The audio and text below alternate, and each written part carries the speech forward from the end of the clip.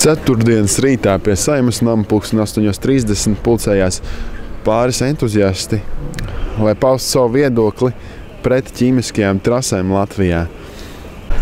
Sveiks, Kārli! Vai tev par ķīmiskām trasēm ir viss skaidrs? Ja nē, pieeja pie buļķa.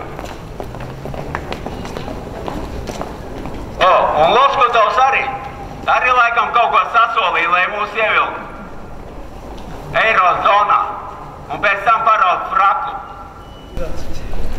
Šalom! Latvijas kamerā! Ko atkal jaunu perinu pret tautu? Ko viņa tev tādu ir izdarījusi, kad viņa apzod?